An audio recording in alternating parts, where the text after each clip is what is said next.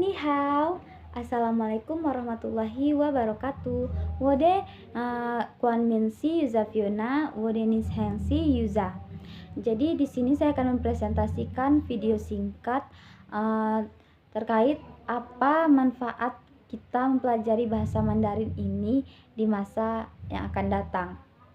Jadi sebelumnya saya membuat video ini khusus untuk memenuhi tugas mata kuliah umum mata kuliah bahasa Mandarin dengan dosen pengampu Ibu Dr. Anda Ani Karyati. Jadi kita akan membahas terkait bahasa Mandarin di zaman sekarang, yaitu zaman era globalisasi, dan apa sih manfaatnya bagi kita mempelajari bahasa Mandarin ini di masa depan.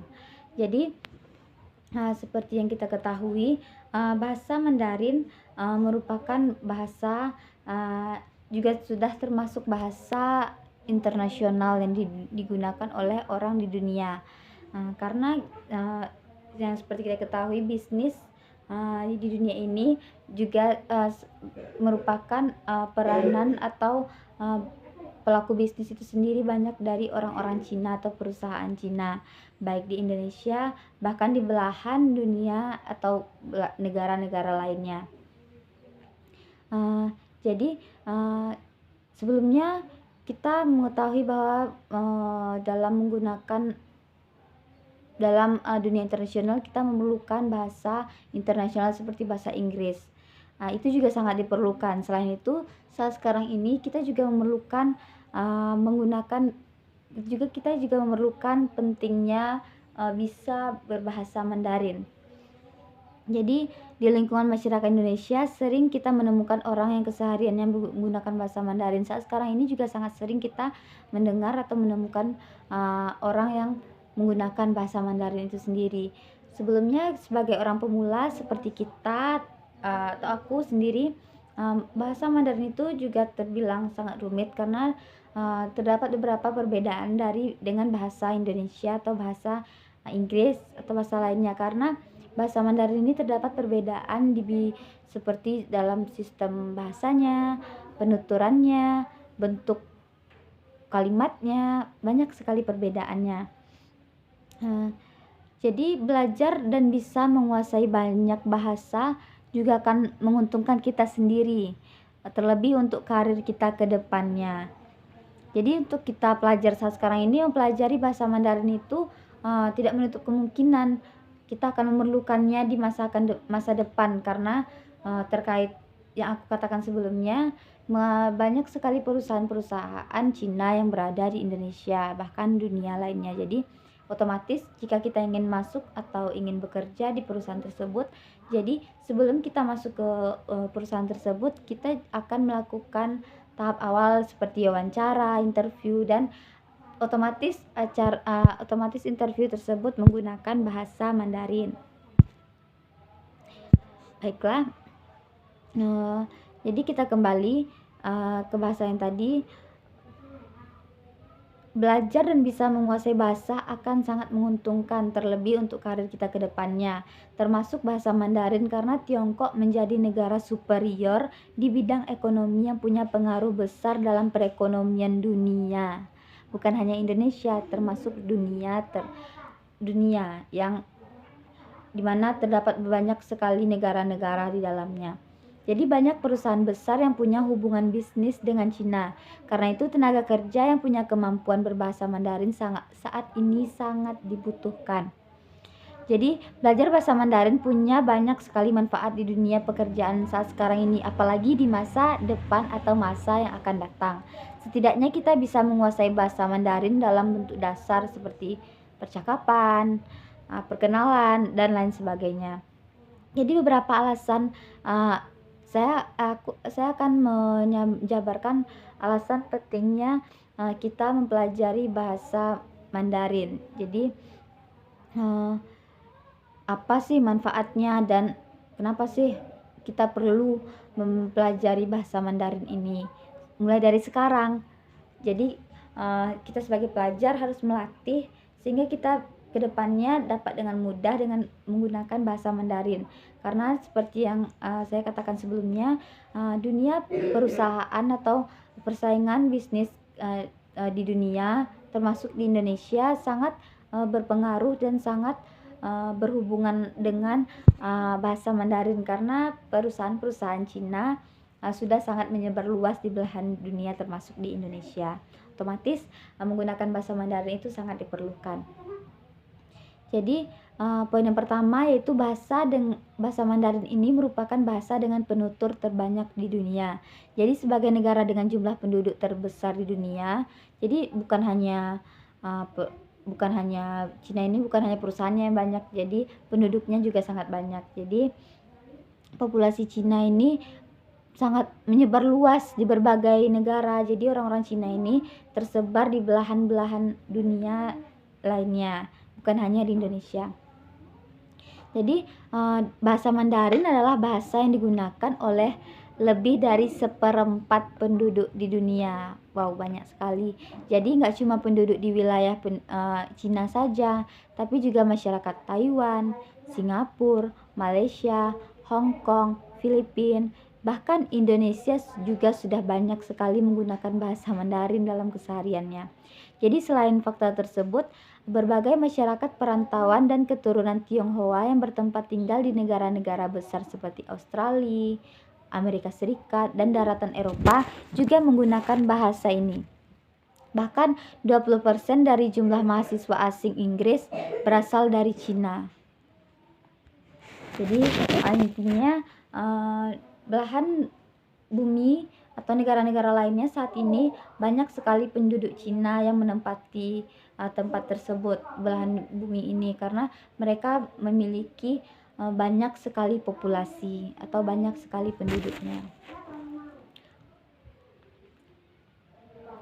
Yang selanjutnya yaitu dapat meningkatkan value dalam berkarir.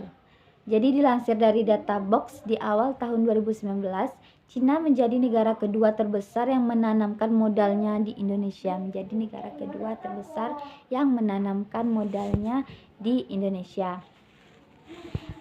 Yaitu sebesar 4,7 miliar dolar Amerika Serikat atau 16% dari total 16% dari total investasi ke Indonesia.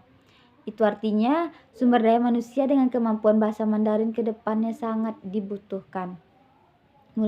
Salah satunya di Indonesia ini sendiri. Jadi mulai sekarang kita bisa mempelajari bahasa Mandarin agar punya keunggulan berbahasa dan berkompetisi dengan kandidat pencari kerja lainnya, karena saingan kita ini sangat banyak. Setiap orang per tahunnya yang membutuhkan lapangan pekerja itu juga sangat banyak dan memiliki keahlian masing-masing. Jadi kita harus menyesuaikan diri, salah satunya pandai dalam berbahasa asing, berbahasa internasional seperti Inggris dan Mandarin ini. Nah, selanjutnya bahasa Mandarin berperan dalam dunia pariwisata, karena penduduk Tiongkok yang besar dan tersebar di berbagai belahan dunia ini juga berdampak pada industri pariwisata, bukan hanya perusahaan, pendidikan, bisnis dan lainnya. Jadi juga berperan di bidang pariwisata. Banyak sekali negara dan tempat-tempat wilayah terkenal yang menyediakan informasi atau tour guide berbahasa Mandarin. Nah, jadi banyak sekali tempat wisata yang menyediakan informasi seperti guide bahasa Mandarin gitu. Apalagi untuk sektor wisata di negara-negara Asia ini. Jadi dalam dunia pariwisata bahasa Mandarin gak kalah pentingnya dengan bahasa Inggris. Nah, jadi jika kita selain guide tadi, jika kita bekerja di hospital atau rumah sakit, kemampuan bahasa Mandarin juga sangat diperhitungkan. Jadi karena jumlah wisatawan asal Tiongkok ke Indonesia di tahun 2019 saja, tahun lalu ini, beberapa tahun lalu bisa mencapai 2,07 juta kunjungan. Jadi gimana karirnya pasti besar kalau bisa berbahasa Mandarin gitu. Karena pendatang bahasa Mandarin atau orang yang bertempat tinggal di Indonesia, orang Cina bertempat tinggal di Indonesia ini sangat banyak. Jadi sangat berpeluang besar bagi orang-orang yang bisa berbahasa Mandarin, jadi seperti guide dan lain sebagainya. Selanjutnya, di masa yang akan datang, eee, jika kita membutuhkan pekerjaan dan kita memiliki pandai dalam berbahasa Mandarin, peluang pekerjaan kita akan semakin luas dan semakin besar. Jadi faktanya saat ini banyak sekali lapangan pekerjaan, juga membutuhkan sumber daya manusia yang mampu berbahasa Mandarin dengan baik dan lancar tentunya. Jadi biasanya mereka meminta skor HSK atau Hanyu Xiuping Hoishi, yaitu ujian bahasa Mandarin. Nilai HSK bisa kamu jadi, nilai HSK bisa kita masukkan dalam CV sebagai poin kelebihan kita saat melamar pekerjaan di, sebuah perusahaan. Tentunya jika nilai kita itu tinggi, peluang kita, untuk masuk ke perusahaan tersebut akan semakin besar. Jadi, pentingnya kemampuan berbahasa Mandarin ini, seperti yang aku katakan tadi, peluang karir akan semakin luas. Biarpun baru menguasai percakapan dasar seperti perkenalan, percakapan dasar seperti apa, bagaimana, atau bertanya dalam bentuk hal dasar, walaupun itu yang dapat kita lakukan terlebih dahulu. Jadi, belajar bahasa Mandarin itu sebenarnya mudah. Terlebih di era teknologi seperti sekarang ini, kita juga sudah memiliki jaringan internet, HP, komputer yang dapat memudahkan kita. Kita tidak harus susah-susah lagi mencari informasi. Kita juga bisa belajar sendiri selain kursus ke bahasa Mandarin tentunya. Jadi intinya jika kita mempelajari bahasa Mandarin, kita kedepannya dengan dunia era globalisasi seperti sekarang ini, di dunia pendidikan, perusahaan, mencari lapangan pekerjaan akan semakin mudah. Jadi seperti yang saya katakan tadi, di bidang pendidikan, kita mempelajari bahasa Mandarin ini, kita juga dapat mendapatkan juga berpeluang besar mendapatkan beasiswa di Tiongkok. Jadi Tiongkok maupun Taiwan membuka banyak sekali beasiswa bagi negara lain, termasuk Indonesia ini sendiri yang ingin belajar ke Tiongkok atau ke Taiwan. Contohnya saja seperti beasiswa Chinese Government Scholarship, Taiwan Higher Education Scholarship yang memberikan beasiswa penuh termasuk uang saku sendiri, akomodasi dan asuransi kesehatan kepada penerima beasiswa itu sendiri. Jadi belajar di Tiongkok atau Taiwan adalah kesempatan yang sangat menggiurkan, bukan karena mereka merupakan pendidikannya tinggi, dan juga dapat menambah pengalaman kita tentunya. Jadi jurusan kuliah yang disediakan di sana pun sangat banyak sekali. Salah satu syarat kita mendapatkan beasiswa tersebut, kita harus memiliki kemampuan bahasa Mandarin tentunya. Jadi selanjutnya dalam dunia kerja, mempelajari bahasa Mandarin ini mulai dari sekarang ke depannya, peluang kerja dengan kita akan mendapatkan banyak sekali peluang kerja dengan gaji yang sangat tinggi, karena jika kita belajar bahasa Mandarin ini, kita akan berhubungan langsung dengan perusahaan tentunya seperti perusahaan Cina. Jadi peluang gaji dan kesempatan kerja kita di perusahaan tersebut dengan mendapatkan gaji yang tinggi itu akan semakin besar. Karena banyak sekali perusahaan yang membutuhkan karyawan yang diharuskan menggunakan bahasa Mandarin dalam pekerjaan mereka, karena karyawan memiliki kategori tersebut belum banyak. Jadi mungkin saat sekarang ini masih sedikit.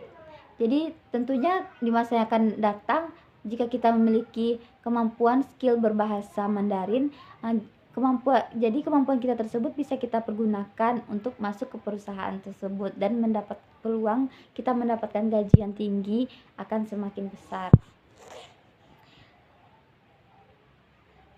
Jadi selanjutnya, jika kita mempelajari bahasa Mandarin, tentunya kita dapat berbicara dengan seperempat orang di belahan dunia, karena seperti yang dikatakan sebelumnya, bahasa Mandarin digunakan oleh seperempat orang di belahan dunia.